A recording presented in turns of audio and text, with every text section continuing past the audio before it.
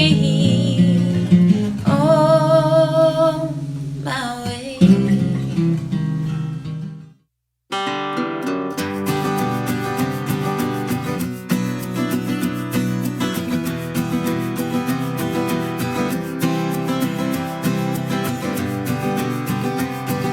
Hey, it's Camo. Welcome to today's edition of Nashville Meets World. Cool guest for you. It's somebody that we had on probably about 2 years ago, I guess, isn't it? And we finally got him back. He's a busy guy. JD Shelburne. How are you doing, man? Good to see you, man. Thanks for Good having to me. have you back on the Appreciate show. it. I'm just going to refer to this because I don't often do this, but you have so much going on. You've just been featured on the cover of Kentucky Department of Tourism's 2020 Official Visitors Guide. So that's in 400 hotel rooms. That's actually 400,000 copies are out. Oh, and it's in every hotel room in the state of Kentucky. So, I mean, thousands. And, I'm from Kentucky, a little town called Taylorsville. I started playing music in college, and I've always used Kentucky as a platform. And they featured me this year. It's been overwhelming. That's excellent. You were 2019 Bands in Town's fan favorite artist for performing more than 215 shows annually. We'll talk about that in a minute. One Less Girl was a top 30 song at Music Row, with the video reaching more than 150,000 combined views on Facebook and YouTube. CMT Music premiered One Less Girl and She Keeps Me Up Nights, video which peaked at number 3 on the 12-pack countdown. You've been featured on the video was featured on Great American Country Network and TNN Top Country Countdown. You've raised thousands of dollars for charities like St. Jude Children's Hospital, Blessings in a Backpack, Susan G. Komen for the Cure. You performed the national anthem for NASCAR, NBA, NCAA, and SEC basketball games, and stadium performances at MLB games. Basketball, not so much. The squeaking of the shoes makes me Really? And you've opened for 50 national acts, including Marty Stewart, Chris Young, Kelly Pickler, Montgomery Gentry, and more. So getting you on the show is like stealing time. I've done a lot of stuff. I mean, it's been a crazy year. I've just built it every year. I've done, as you can say, that's just the percentage of the stuff I've done. I've toured my whole career, and along the way, you can do stuff like this. It helps you press and helps you get better stuff. It's great. Not this show. This could hurt your career. Actually, the people in Kentucky will be saying, "Oh, we'll take back those magazines." So we were talking off camera about how many dates you did last year, and that Rolling Stone magazine actually did a story on that.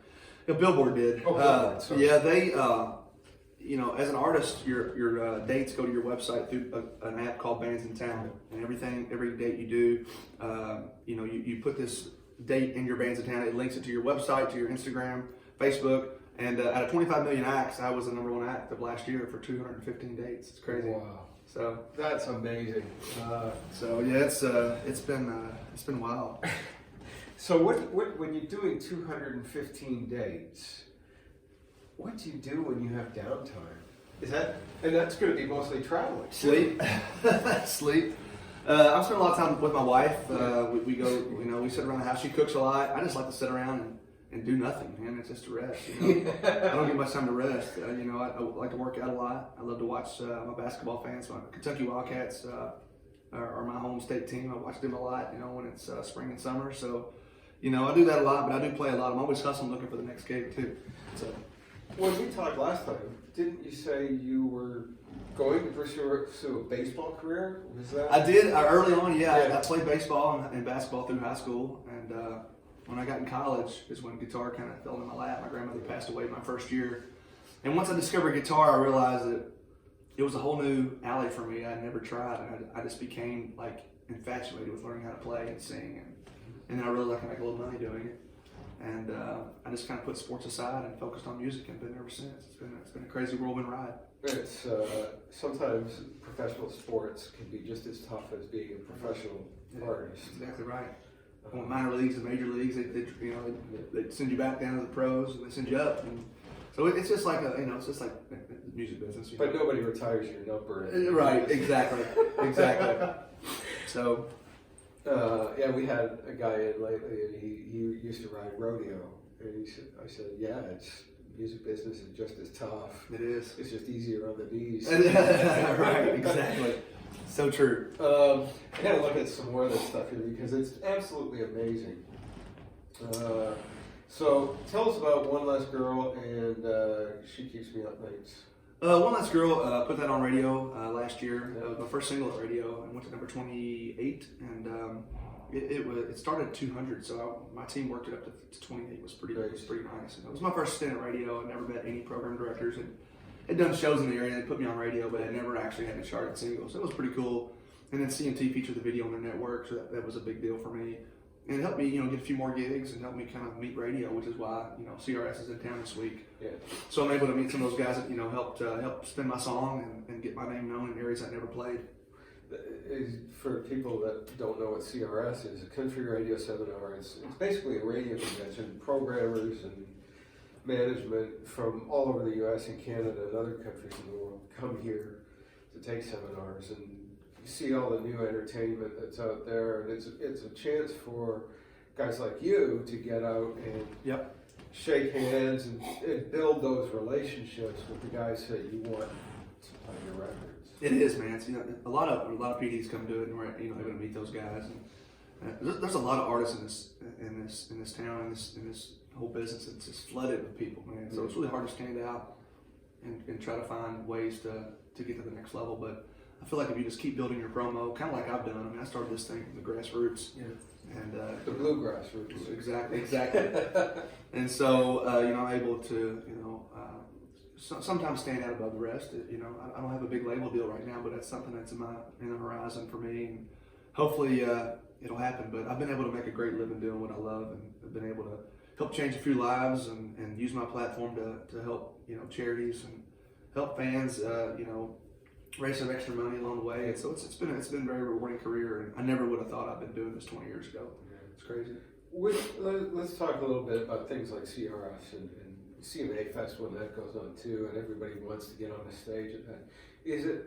Is that a good thing, or is it easy to get lost in the crowd when it's a CRS or CMA? Kind of both. I mean, CMA Fest is, it's really hard to get on the big stages. That's where the most fans are. Yeah. And, the smaller, I feel at the end of the day, an out-of-town gig that pays does more for me than a CMA Fest gig that doesn't pay. It's, in front of a few people. But, I try to do it every year. I took a break from CMA Fest last year, and then I did it this year, or 2 years ago. And then this past year I did CMA Fest, and I did the spotlight stage for CMA, and it was fine. But at the end of the day, it didn't really do much for me. I'm one of those guys that goes out and hounds the pavement. I'm driving, and we're out playing festivals and fairs. And I felt like I would get a little bit more. I definitely would get paid. At CMA Fest, you don't really get paid. Yeah. And so I'm able to, pay my guys and go elsewhere on different parts of the country. So it just depends, man. It's one of those things. If you can get on the river stage, or you can get on a big well-known CMA stage, which are hard to get, then you're in good shape. I just read an article, and Sturgill Simpson. People were asking about coming to Nashville, and he said, "Don't do it. Don't come to Nashville. Get out on the road. Put a band together. Get out on the road and play. If you want to get paid, you're not going to get paid in Nashville. That's right. It's just got to be out there working, and and with social media and all the technological advances, it's still get out on the road and play. That's all I've ever done. I've played show after show after show, but I've built a brand around me where I can make a decent living doing, without a big label deal, which I've been very blessed. I feel like with social media these days, you don't really have to have a record deal. You kind of your own deal, your own label, I mean, it helps from the standpoint of they front you the money to go into the studio, get the big names playing on your record. I definitely would. Deals are hard to come by these days, but I feel like with what I've done, I've been able to kind of create my own brand. And it's funny, like a lot of these shows I play, I was actually just booking a show in the parking lot before I came to this interview. I played in St. Louis at a county fair, and I just confirmed it in the parking lot. Don't wear that hat when you. I know, right? You know what? I wear this hat is because they gave me my first Major League Baseball game. Oh, really? I played a White Sox game. Wow. And a lot of people think I already have a deal because my promo is so excellent, and I've done so much. You do have a good team. Great team. And that great team, it's not relying on the team to do your stuff for you. Right. You're an integral player in that. You get the idea of it's a team sport. Right. And so you're out there doing all the work, booking all the stuff yourself, and then you've got the promo team behind you. So, you want to do a song? I'd love to. I think it's starting to wear through.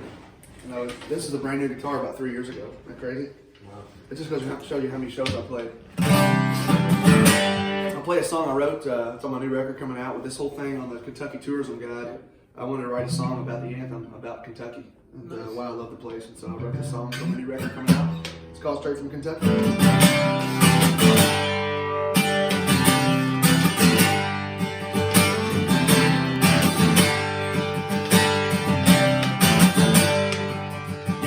Say Daniel Boone is our father. Cassius Clay to the coal miner's daughter. Sawmills to the old mill slugger. LA one to paint up butter. Thank God we were born from a mother straight from Kentucky. We got golden rods and Fort Knox and big red almond running.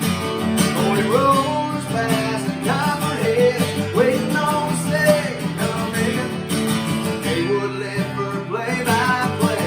I'm no stranger to the rain, but my first breath down my last name. Came straight from Kentucky. We got whitetail, bluegrass, wild turkey. We got tobacco barns, Rough River, and the Derby. Black lung singing Sunday morning, Grandpa on the back view snoring, and the Colonel on a stake at RJ Corner Run. Came straight from Kentucky. We got golden rods and Fort Knox, big red almond running. Holy rollers past and copperhead, waiting on the sleigh to come in. Corvettes of morning bowling green, old Coach Ruff and old Jimmy Bean, film and rolling, Montgomery Gentry, straight from Kentucky. United we stand, divided we fall. All gave some gave all. We're all for one and one for all. Yeah.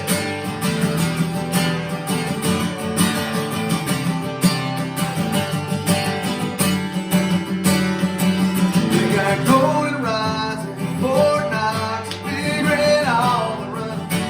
Going rollers past and copperhead, waiting on the second coming. They would let her play-by-play. I'm no stranger to the rain, but my first breath down my last name. Came straight from Kentucky. Straight from Kentucky. Yeah.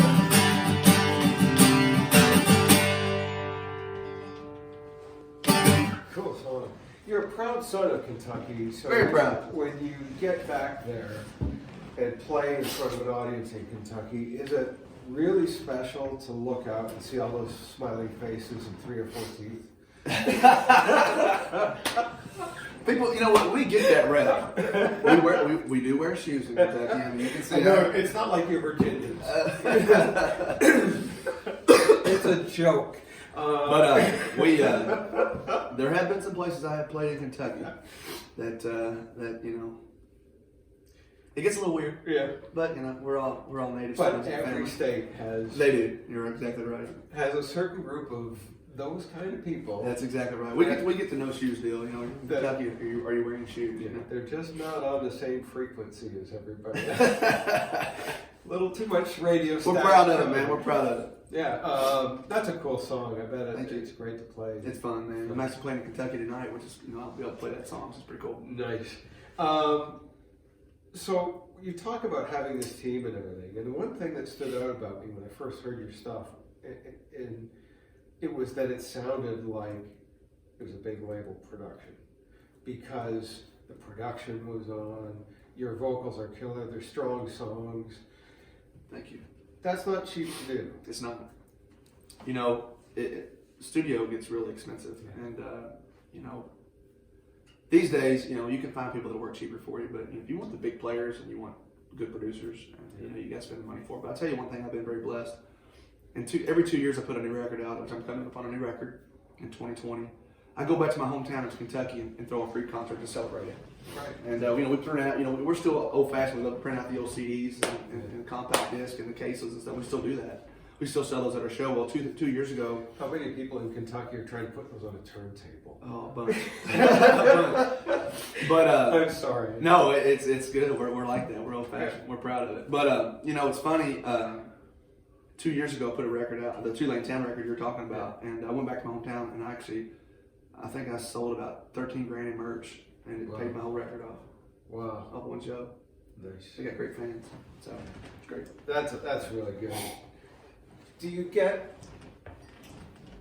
obviously you're not going to get the kind of support you get in Kentucky anywhere else, but are you finding that your fan base across the U.S. is growing? It is. And they're really digging your shows? I think what's helped me is having music videos. I feel like if you actually have a video that actually brings a song to life, people gravitate towards that easier than just a song on Spotify. Yeah. And I feel like, you know, a lot of people are on YouTube all day long. Yeah. And, you know, I've got several videos out. You know, CMT's picked up a couple of them, and that's really helped me kind of, you know, meet a lot of fans because I feel like they like music videos are where it's at right now. And Are they coming back? I think so, yeah. They're a little pricey, but they've helped me. They were huge in the 90s, and then record labels said, why are we spending $500,000 on a video when the album itself only cost $1.5 million to put together? Exactly. It's, you know, I think, you know, one thing that's helped these days is, you know, there's more and more people shooting videos. Yeah. And that's helped me, you know, they're more reasonable. And, you know, this is a great area to shoot videos. Nashville's, you know, small town still. It's still a big city, but there's a lot, the outskirts, there's a lot of great video locations and stuff. And technology. Yeah, exactly. You don't need to hire a helicopter to get aerial shots. Now there's drones, right? Put up a drone and record it on your iPhone. Exactly. Yeah. So you get some pretty cool shots for not a whole lot of money. Yeah, it's been great. Videos have really helped me. So yeah, that's neat that they're coming back because it was fun to turn on CMT and just put videos on it. Oh yeah, and watch videos for an hour. Yeah, that's great. Yeah, I still love videos. I mean, they've helped me. You know, they've helped build my fan base and helped me, you know, get on CMT, which is another promo for me to get more people, to get more gigs, and so it's been great. Now, when you get onto things like GAC and CMT, and then the TNN Top Country Countdown, that's really cool. That was cool too. I did that. That happened a few years ago. You know, I used to watch TNN years and years ago. Yeah. And they still have a station out. I think it's based out of Chattanooga now, and I was on that top 10 countdown. It's pretty cool. You know, it's another way to promote my brand and my music, and it's been great. You know.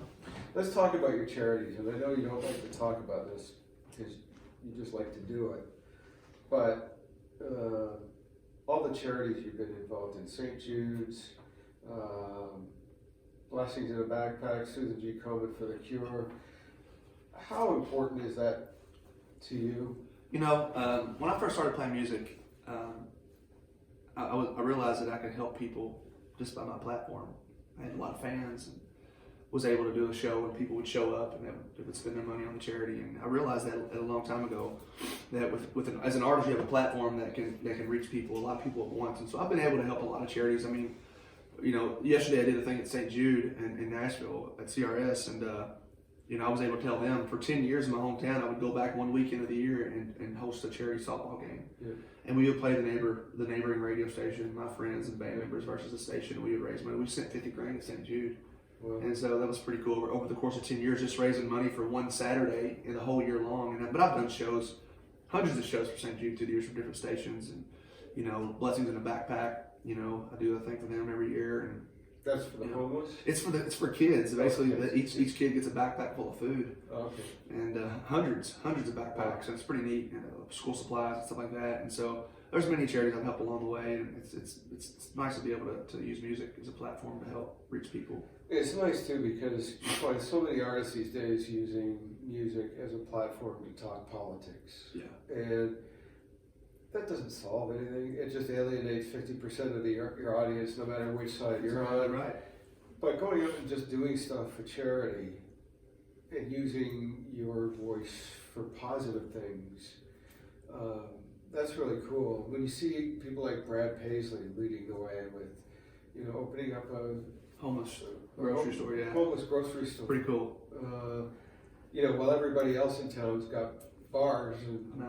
That's so true, yeah. He goes exactly the opposite way. He sees a problem and tries to fix it. That's cool. And homeless down here is just getting worse. I mean, it's awful. I think anywhere when the population starts growing and more money starts coming in, the homeless get displaced. And yeah, it's sad. It's a really sad story. It's great. It's great for Brad. Brad did that. I mean, I think it's in the process of being built right now, so it's nice.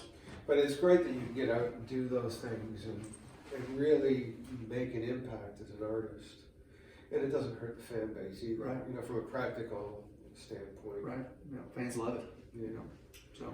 And what's nice is so many people today are into causal marketing, and they'll support a store or support a business that supports the cause that they're particularly interested in. So that really goes to what you're doing too. Yeah, it's been great. I'm very, very blessed and very fortunate to help people out. One of my most proudest stories.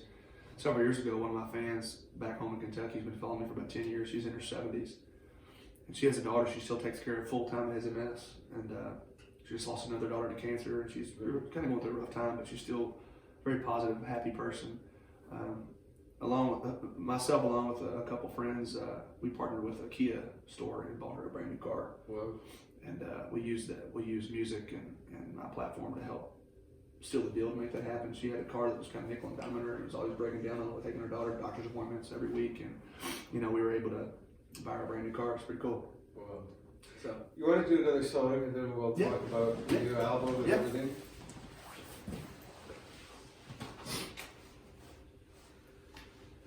I'll play a song that I wrote with my neighbor Mark Nessler and Carson Chamberlain. Those two guys have written a bunch of number one hits. It's about chasing dreams on the road, called Make It That Far.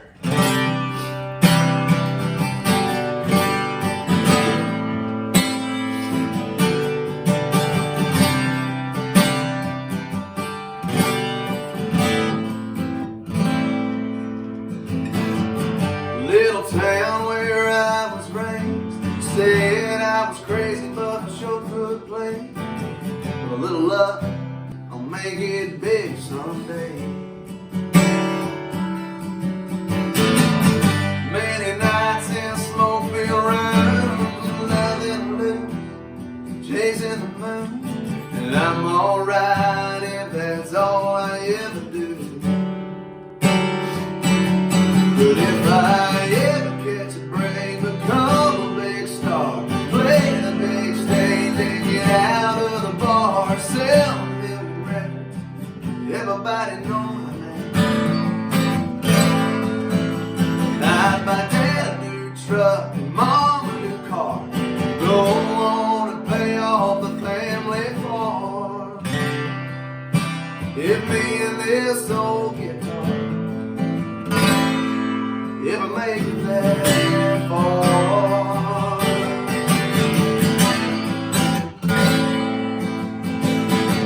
400 miles in a 5-man band, headed for a show down in Birmingham. Has t-shirts and records in the back of my van. I guess I'm blessed to do what I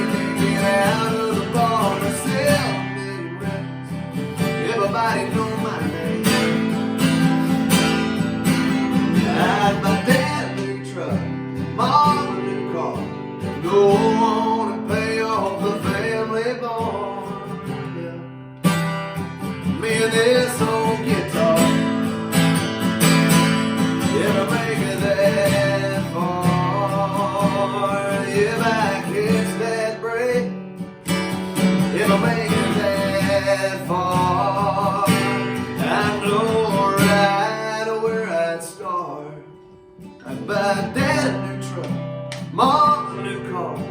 Go on and pay off the family bar. If me and this old guitar ever make it that far, ever make it that far. It's on my latest record. Excellent. That's a great song. Thank As you. proud as you are of Kentucky, Kentucky should be proud of you too. Appreciate it. So the new album, that record and the new album, let's talk about this. It's really helped. It's really helped a lot of stuff. My record has helped me with my tour dates, my fan base. This new album is probably going to be my best yet. I'm working with Phil O'Donnell. Ooh. Phil O'Donnell is very well known around here. He's produced my record. He's written some songs on the record. We wrote straight from Kentucky together, and so having him in my back pockets is a blessing. So it makes me. He's a name, and he's a name that it's not like one of the big names that Right. jumps out at you. It's just a big name that, oh, let's use Phil. Right. Yeah. Yeah. And he's great. So he's been a blessing, and I'm using him on the new record. And we're in the process of working right now. We got 5 songs done and mastered. So we got about 3 or 4 more to go. Nice. When do you think it'll be out? It's gonna end of July. End of July. Yeah, I'm so- going back home August the 8th for a hometown show. So it's got to be done by August 8th. Yeah, so people can get all that information on your website, Yeah. your socials, and that, which is JDShelburne.com. Google us, Facebook, like us, Instagram, Twitter. We love our fans. yeah, and they love you. Thanks for having me, brother. Hey, anytime. Like this, dude. Oh, thanks. It's sweet. We still have to do stuff here. cool. Okay. Our viewers around Okay. the world send in questions. Cool. All right. Sometimes really good questions. Okay. Sometimes. So reach in there and pick out a question. All right. What's more important, quality of music or image? Steve Goody, Nashville, Tennessee. We always joke about Steve. Steve's a goodie. Yeah. Quality of music is where it all starts. Yeah. I mean, image is one thing, but I know many artists that became very successful that I didn't think the image was the best. Yeah. But I think quality music is where it starts. That's one thing I learned when I moved to Nashville. It's all about the quality. I think if you're doing The more money you spend, the more quality, the better your stuff sounds. and if you're doing the quality of music thing right, then the image comes out of that. It does. Naturally. It does. It really does. So. So final question. JD Shelburne is heading out on his first international headlining stadium tour. Who do you take as an opening act? Gosh, can be anybody. Anybody you want. Let's do Garth Brooks. That way people would show up. And he's bound to be hitting the downside career where he's only opening for people. He's gotta be- Let's do Garth. I mean, Garth is playing Ireland, Dublin, Ireland, playing in front of 100,000 people. I feel like if Garth could pay me a favor and maybe open for me at my show, that'd be great. So Garth, if you're watching, you're welcome anytime to open for JD Shelburne. Thanks for being here. Yes, sir. Thanks for having me. I really appreciate it. Don't make it so long between Let's visits. not do. Hey, by the way, keep up the good hair, man. It's Oh, good. yeah. This is new. The I like it. shaved stuff. It's great. And I picked like the coldest time of year. Well, It's not good. it looks good. Yours is usually taller. I know. It was a hat day for me. Yeah, see, in this, the hair is like 4 inches tall. Oh, I still got it. Look at me. I still got it. I didn't fix it this morning. I could do mine that way, but just didn't want to steal your fans. Yeah. Thanks for watching Nashville Meets World today. Our special guest, JD Shelburne. Make sure you buy his stuff, go like him, and do everything on his socials. I promise you will not be disappointed. Make sure you catch me on Chris Country all across the UK every Sunday at midday following Kix Brooks and American Country Countdown. See you next time.